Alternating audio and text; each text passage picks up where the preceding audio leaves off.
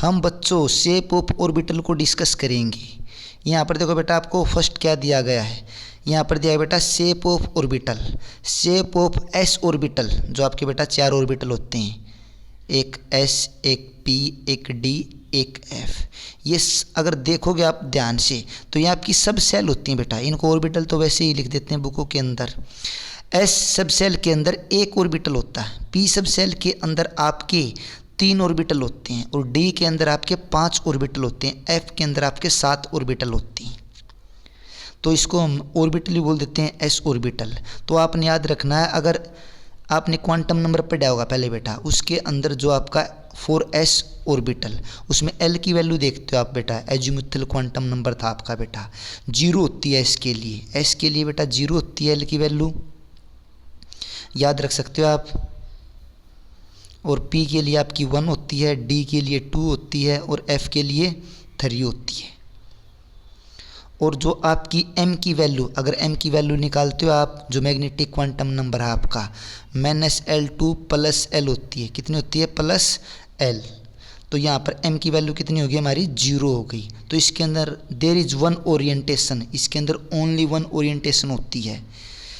आपकी x axis में भी हो सकती है, y में भी और z में भी। Hence the shape is spherical. अगर हम देखें एस ऑर्बिटल की शेप स्फेरिकल होती है।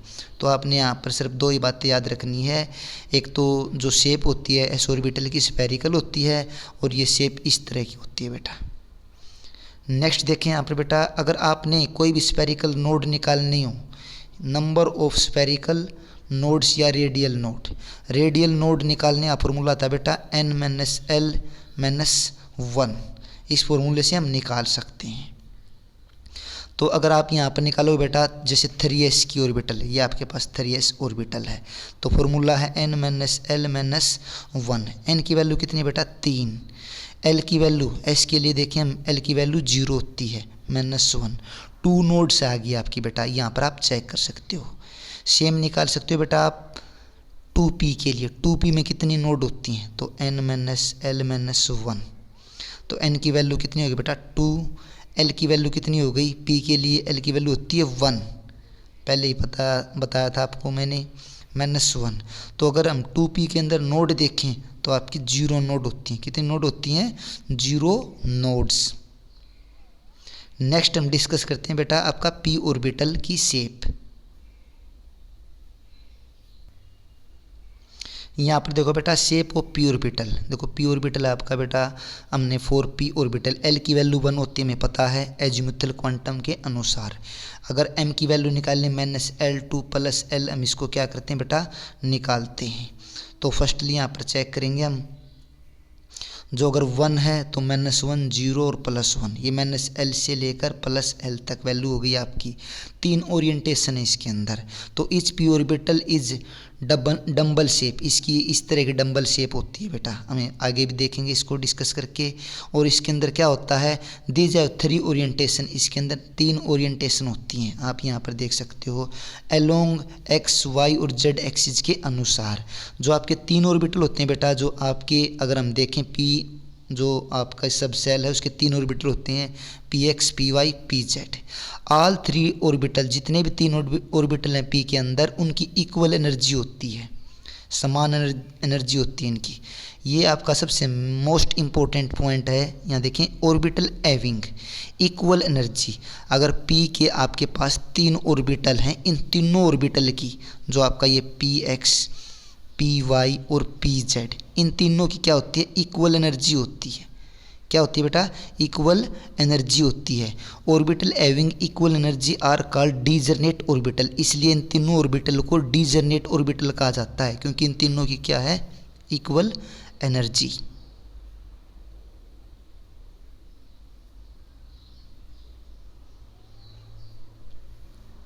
नेक्स्ट देखें बेटा शेप इसकी हम, अगर आपने px बताना है तो आप क्या करें, यहाँ देखो बेटा, एक इस तरह x एक्सिस आपका, ये z एक्सिस, ये y एक्सिस, ठीक है बेटा। अगर आपसे पूछते हैं डंबल शेप है तो x एक्सिस में डंबल बना दें बेटा, जैसे अपने यहाँ पर देखें। अगर py का बताना है आपने तो ये आपकी x axis, y axis, z axis, आपकी ये y एक्सिस। तो py बताना आपने, इस एक्सिस में डंबल शेप बना दें। अगर आपने ये जेड एक्सिस के बारे में बताना है तो ये इस तरह लिख के आप एक्स, ये आपका बेटा वाई और जेड, तो जेड एक्सिस में आपकी डंबल शेप बना दें। ये आपकी बेटा हमारे 3 शेप हो गई, किसकी 3 शेप हो गई पी ऑर्बिटल की। नेक्स्ट हम डिस्कस करते हैं शेप ऑफ डी ऑर्बिटल। जो डी ऑर्बिटल होता है उसकी शेप। फॉर डी ऑर्बिटल के अंदर एल की वैल्यू होती है +2। कितनी होती है बेटा? 2 वैल्यू होती है। अगर एम की निकालोगे -L2 + L, -L -2 -1 0 1 2, डी के 5 ऑर्बिटल होते हैं बेटा, यहाँ पर आप चेक कर सकते हो। दीज आर 5 पॉसिबल ओरिएंटेशन, इसके अंदर हम बता सकते हैं 5 पॉसिबल ओरिएंटेशन बनेंगी। It as double dumbbell shape, पहले आपको डंबल शेप में इस तरह बताया था, इसमें जो यूज़ होंगे डबल डंबल यूज़ होंगे बेटा इस तरह, चले क्या पता। और जो 5 के 5 ऑर्बिटल हैं द डीजरनेट ऑर्बिटल आर, जो आपके डीजरनेट ऑर्बिटल हैं कौन से हैं? dxy, dyz, dzx, dx square -y square, dz square, ये आपके 5 ऑर्बिटल होते हैं। यहाँ पर भी आप देख सकते हो dxy, dyz, dzx, dx square -y square, dz square. Next इसकी शेप देखते हैं बेटा डी ऑर्बिटल की।